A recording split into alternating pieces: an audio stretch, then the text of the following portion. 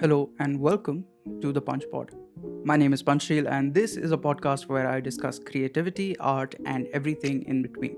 This is more of an everything in between type episode. In today's episode, we talk about privilege, education, social capital, and the complete unfairness of elite private institutions in India.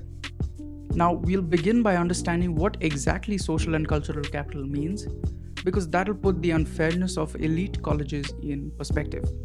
So, let's begin. Capital is a very broad term that can describe anything that confers value or benefit to the owner of that capital. Social and cultural capital is basically the value, both material and otherwise, that has been accumulated by a community over generations. Now, this can play out in many different ways in real life, from getting a job or an internship because you have a relative or a family friend who works at a certain company, to not having to look for work at all because you have a family business that you can take care of. From having family living abroad to having access to all the latest gadgets, music, and pop culture of the time. If your family in India is able to understand and speak English fluently, that's also a sign of social and cultural capital. There's so many examples of this. Here's a quick experiment. Think back in your family history and see how many generations have had college education. And I'm talking about professional education here, like doctor, engineer, lawyer, or journalist. If more than two generations of your family are educated, that education has resulted in the accumulation of the social and cultural capital I spoke of earlier. And this is 100% a result of caste privilege. In a country like India, it could not possibly have come otherwise. The presence of this social and cultural capital doesn't mean that you have it easy, it just means that you won't have as many obstacles as the first generation learners will. And by that, I mean people who are, for the first time in the history of their family, entering colleges and higher education institutes.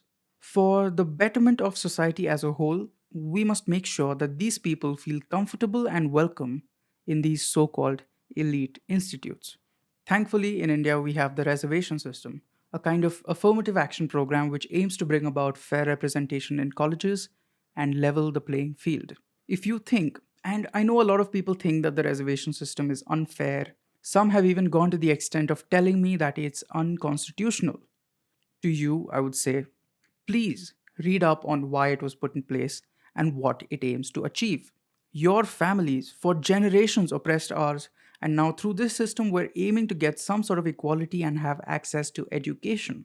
A privilege that was denied to us by your religion, your social structure, and your gods. Now, to be honest, when I got into college through the SC quota, I felt a need to clarify to my peers that I had actually also gotten enough marks in the entrance test to have gotten through the general quota as well. In a history class in the first year of college, when we were discussing reservations and why it's a good thing and why representation matters, the professor had asked people who got admission through reservation to raise their hands. And I was one of the last people to raise my hand. I felt shame that in a batch of 120 people, I was one of the very few to have availed the reservation system. But that was 4 years ago. I don't feel shame anymore. Since then, I've read, learned, and understood more. I am only the second generation from my family to have gone to college. My dad was the first, and before him, nothing. I've learned from him the horrid nature of how casteism manifests itself in higher education institutes and what he had to go through to get to where he is now.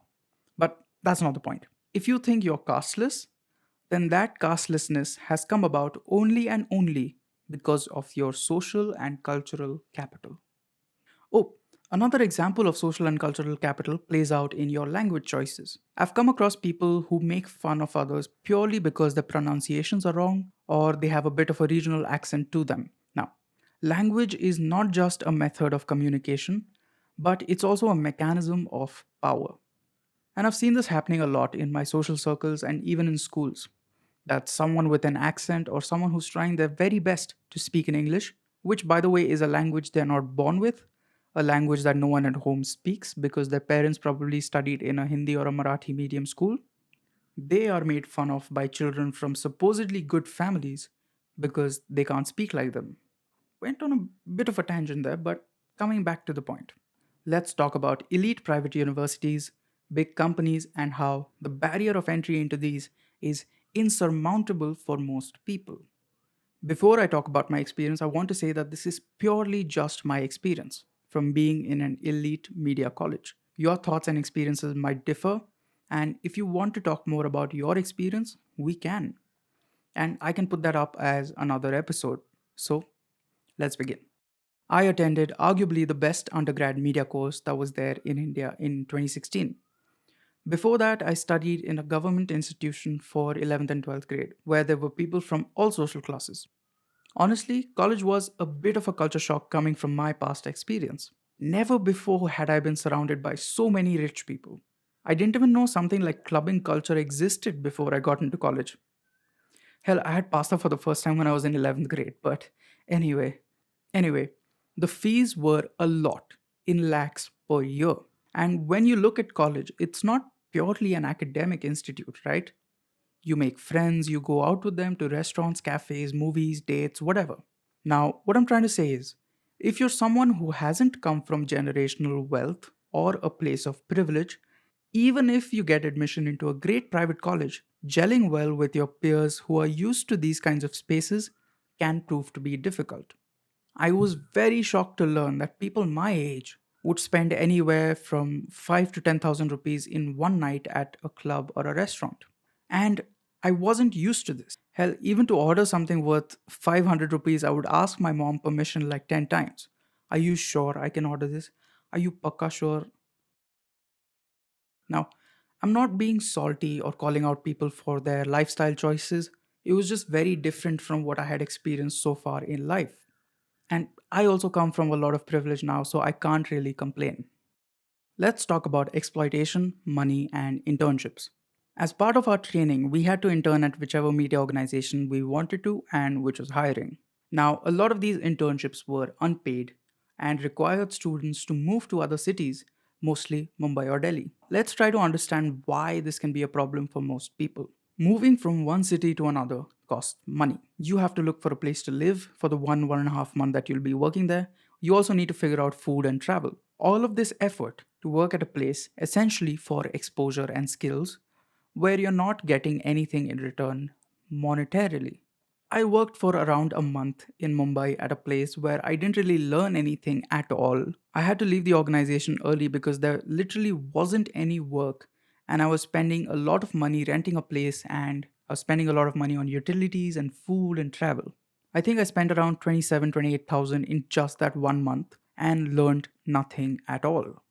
College, on the other hand, was actually telling me to stay on for a bit and be positive. If being positive could have helped me pay the rent, I very gladly would have stayed. But I didn't want to waste any more of my parents' money. Now, you could argue that this is opportunity cost and you have to work for free sometimes. I agree with you, sure, but only in some cases. When you're going to intern through a quote unquote prestigious university as part of your coursework, should it not be their responsibility to make sure that the students are getting a fair pay and aren't being exploited for their labor? Is that too much to ask from a multi-million dollar university? I think so. Because all that these big institutes and universities care about is their image. So, the onus for students to not be exploited has to fall on the students themselves and their employers because the colleges just don't care. So, employers, open that purse. Pay your interns because by paying your interns, you're validating their work and attaching a sense of dignity to it. Money is a great incentive. No matter what these entrepreneurship dude bros can tell you, money helps more than your hustle culture and your Instagram grind reel. Money pays the bills, not exposure. Now, this is what I mean by the circle of privilege. Privileged people enter elite private universities. They then go to intern at big companies because who would deny free labor? They come out of these internships often having secured a pre placement offer. If you're someone who can't afford to spend that much money and move cities to work at these places while not actually getting anything in return money wise, it's your loss. Some other privileged person who can do this will have your spot. And then when the person who got the pre-placement offer starts working at the company, they contact the elite private university for interns again. And more privileged people come to intern. They then get their pre-placement offer too, and the cycle continues. Now, of course, not all internships are exploitative. Some actually do pay well, But those are exceptions. The norm is exploitation, especially in media. Where is the space for people who don't have the means or money necessary to do this kind of work? Is the media space only for people who can move cities and work for free? Does social and cultural capital matter more than hard work and talent? I don't know. I don't know the answers. But if you do, please reach out to me and let's talk about it. A lot of my friends who've started their own organizations or are freelancers, they always make it a point to pay whoever they're working with. Not in exposure or not in Instagram tags, but in money. Because at the end of the day, that's what matters. If individuals can do this, I'm sure even organizations can. Now, just to remind you, these are all my thoughts and experiences. I don't mean anyone any ill will, I'm just asking questions. While we're asking questions, why is it that these private media colleges, who take lakhs in fees by the way, why can they not provide students with enough equipment or capital for their final degree projects? Again, this is personal experience and I am pissed. For my final degree project, we had to make a short film as a group. And do you want to guess how much money college gave us to make the film? I'll give you a few seconds. 5,000. 5,000 rupees only, which is reimbursed after the filming is done. Keep in mind that this was apparently India's number one undergrad media college at one time. To give you some context, a good short film with proper light, sound, and camera work, like we'd been taught in college, it costs money. Now I'll tell you what you can actually get for 5,000 rupees.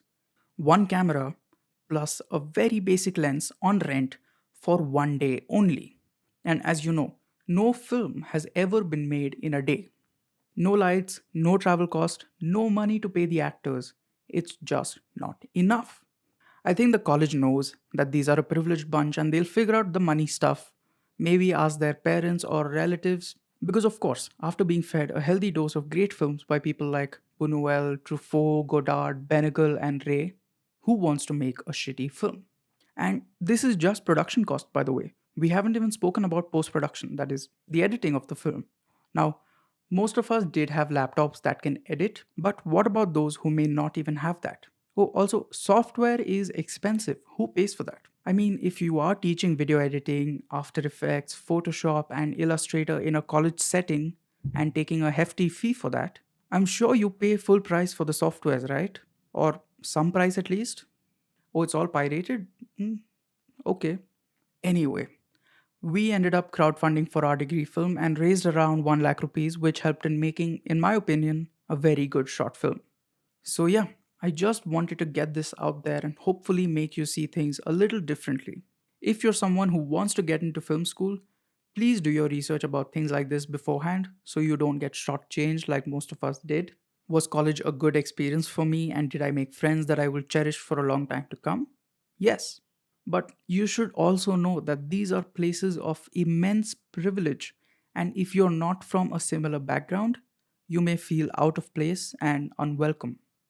If you're someone who wants to discuss this circle of privilege that maybe exists in your field, be it law or medicine or engineering, I would genuinely love to listen and maybe tell more people about it. You can reach out to me on Twitter or Instagram. My handle is Panchsheel with 3 E's.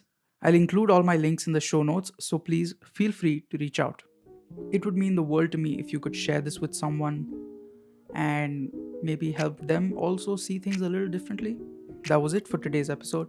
My name is Panchsheel. This is the Panch Pod, and I will see you in the next one.